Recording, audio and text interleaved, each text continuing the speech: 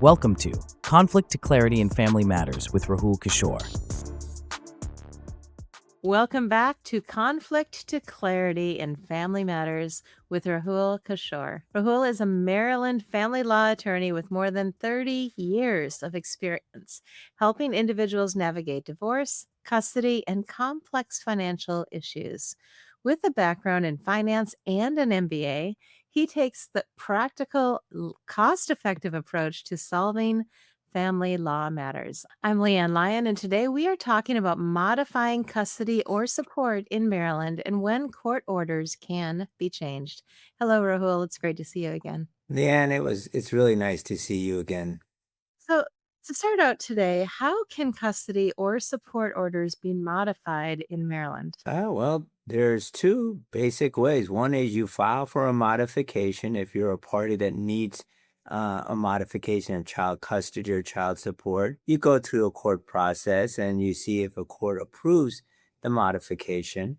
Or the other way is you and the other party, being a spouse, if it's a divorce case, or if it's a custody matter, it's obviously the other spouse, ex-spouse, or not a spouse, just the parent of your child, and you want to request a change. You can mutually agree through mediation or through counsel, coming up with a modification, and the attorneys draft up a modified court order, and it's called a consent order. And then you file it with the court, and a judge has to sign off on that consent order, and then it becomes a new court order. So it can be by consent, or it can be by litigated modification hearing, and a court can determine if that modification will be granted to you. So, what is a material change in circumstances and what qualifies as such? What is a material change? You need a material change to get a modification. A material change, let's talk about that on one aspect, which is custody. You can have a change in custody of what we call physical custody, which is the day-to-day arrangement of access to the child between the parents. And you can also have a modification of legal custody, which is who makes all the major decisions in your child's life. That can also be modified from the original court order. The other thing that can be modified, LeAnn, is what we call child support. And that the child support order from the previous order that was granted can be modified for reasons which we call a substantial change in financial circumstances regarding the children, and can qualify you to change the child support order going forward. So, how do courts decide whether a modification should be granted? Well, the way they determine that, LeAnn, is that they'd want to see whether it's a substantial change, and that change causes for instance, with custody, they want to see, for instance, the changes that normally we look at to say, well, this is a change that's going to affect the original court order. Or, for instance, if there's a relocation of one of the parties from the local area that the children have been living with the parents. If one parent is living in DC and the other parent now decides to move to Richmond, Virginia, and you had a visitation schedule where one of the parents was seeing the child, let's say 2 times a week overnight, that's not going to work when you're living 3.5 hours away. So that situation would encompass a modification of custody and the schedule change. And it would also maybe say, okay, well, we had a summer schedule where, we had 50-50, but now that the father or the mother who's moved to Richmond cannot see the child during the school year, we may give the parent that moved to Richmond 70% of the summer and 30%. So these are all things that we do to do what we call the best interest of the child. So one of the factors is if one party relocates. The other times that it could be that it could be modified is, let's say the child is not doing well emotionally or physically in the household where the custody is. The schooling is not doing well. They're not developing emotionally. The child's grades are going down. One parent can file based on all these things and say that a modification needs to be done. Let's say one parent remarries. Remarriage does not automatically mean that the parent that remarries automatically loses his custody rights. It depends. Well, what happened if the new parent is not getting along with the child and emotionally he or she is having trouble? That could create a situation where modification needs to be done. Or let's say, LeAnn, one of the parents are having new health issues, or there's alcohol abuse now, or there's drug abuse now by one of the parents, and you didn't have that before. Well, that the court would say is another time where modification would be needed. Sometimes modification, LeAnn, could be as simple as this child has gotten involved with a new activity and it involves the child to travel for tennis.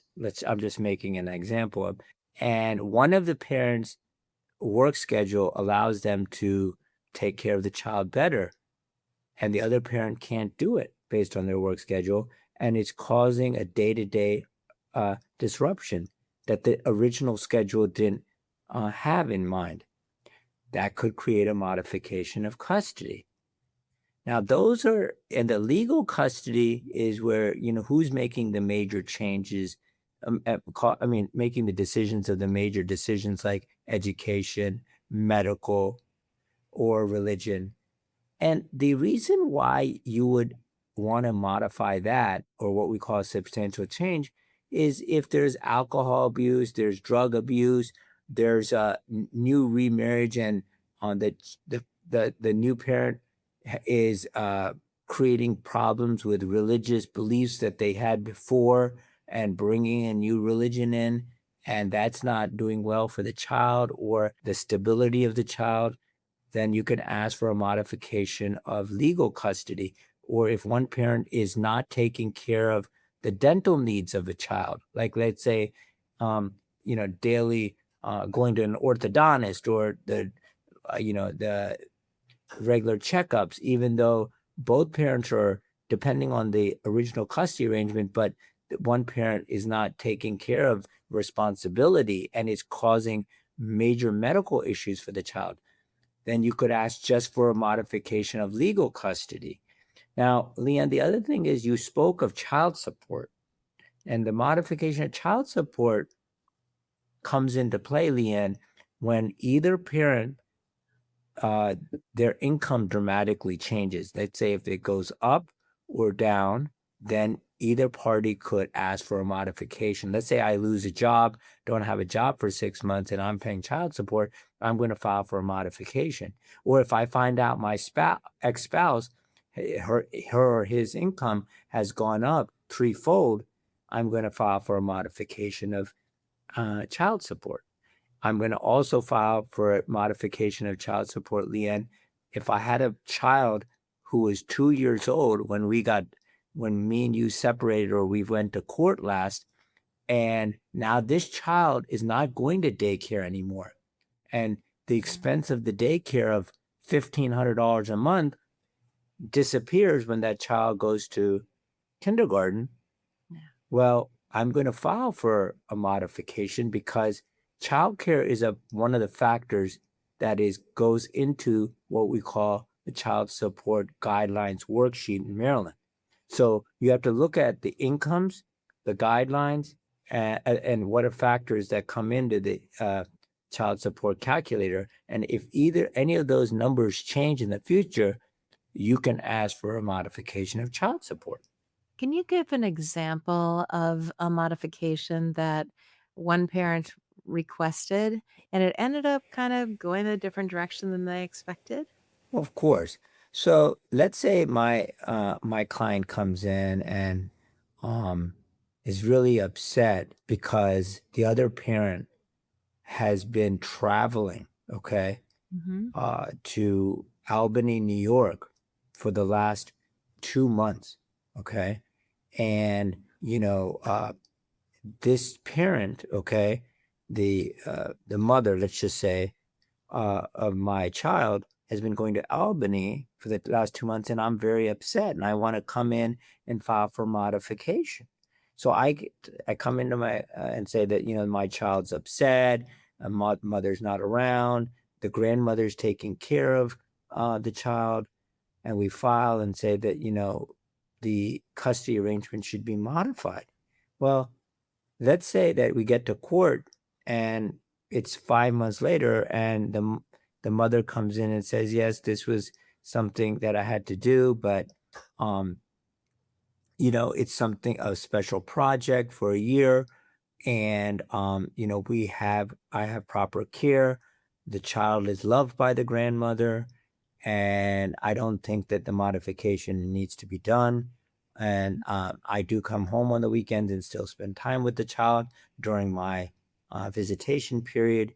In that situation, the court and the judge could come in, if I had filed this case, and could come in and say, this is not a modification. This is just a special short-term situation. The long-term visitation schedule we establish, or custody arrangement we establish, should stay in place, and this modification will not go forward because it's a temporary decision, and I don't think it's a long-term emotional, physically affecting this child, and I'm going to deny the custody modification request. Are there any other circumstances other than income going up or down that would affect child support modification? Like I said, if the child care expenses has been changed, if there is any extraordinary expenses that have come in, let's say the child has a new medical issue and the insurance is not going to cover it, and it's going to cost $5,000 a year, okay, out of pocket, then you would file for a modification and put that part of the child support obligation. That's another reason it could happen. And anytime the statute in Maryland has changed, where the guidelines have changed, the court then says you can come in and reapply. But normally speaking, we don't just change it because the statute would have to dramatically change the income amount. So normally, LeAnn, you don't ask for a modification of child support unless the change would be 25% differential from what it would be, what you were paying, or what the order stated. So you don't change if my income goes up by $4,000 or $5,000 and I was making $100,000 a year, you're not going to ask for a modification because that's not a substantial change in circumstances. Excellent. Can parents agree to these changes on their own, or does the court need to approve them? Oh, all child support and child custody orders, obviously, even if it was done on a consent, the court does look at it. But I can tell you on custody arrangements, unless there's something really standing out at it that looks like there's some fraud or duress or something, it doesn't seem normal. But if one parent agrees with the other parent that we're going to change the custody arrangement from, every other weekend to every other week, you're going to get Thursday to Monday instead of just Friday to Sunday. We're going to give you Thursday to Monday now. And the parties agree to that for the parties' visitation, and just change it a little bit. The court's not going to look at that. They're going to sign off on that. So they do have the final say, but normally, tweaking that the court sees that the parties took the best interest of the child into account, they will approve those. Child support amounts, the court will need some proof, or they will ask for the documentation to make sure that they ran the guidelines. We always have to go based on the child support guidelines, and the court will approve it. So, as we wrap up today's episode, what factors should somebody evaluate before requesting a modification? Well, like as the example earlier, if you're changing your income and just filing child support modifications based on a little bit of a change of income from, if you file it just because you think somebody got a promotion in the government from a GS 13 level 4 to level 6, and you want to file for modification, I would not recommend that. First of all, there's legal fees involved. If the change isn't dramatic enough, the court won't approve it. You also have to take into account that your income might have gone up a little bit too. So there is no differential if you're both getting inflation, CPI increases every year. So there, you don't ask for a modification. You also have to think of the example that if this is a short-term change, let's say a child is going through, some change from junior high to high school and is showing some, because the child is having some issues with some friends now, which I've seen before, or, girls go through a lot of changes, females from age 13 and 14, and they have some emotional and temperamental changes in their character for a short period of time. Before you file, just because they say something immediately and you feel it for a few weeks, I don't think you should jump on the bandwagon of let's file a modification. Be careful. You also have to consider the legal fees involved, the emotional stress involved for both parties, and how the children get involved depending on their age when a modification is filed. You have to consider all those factors. But if it's something substantial and it is in the best interest of the child, you definitely need to step forward and ask the other party. Like I said, my law firm encourages mediation. We can go to what we call parent coordinators who can sit down with both parties and to figure out what's in the best interest of the parties. That's another option before you start filing. But mediate before you try to get court approval, and think about what the change is. And if it's a real big change that's permanently happening, then you should file a modification. Otherwise, things do happen in life, and be conscientious of what you're doing, and think about the legal fees involved, and also take into consideration the most important reason, which is why I'm in this business, is consider what is in the best interest of this child and how are they going to handle this whole thing, and is it in their best interest to ask for this modification. So these are the things that you all should consider. Thank you for listening to Conflict to Clarity in Family Matters with Rahul Kishore. If you have questions about modifying custody or support or other family law issues in Maryland, Rahul Kishore and his team at Shaw and Kishore can help you understand your options and plan your next steps.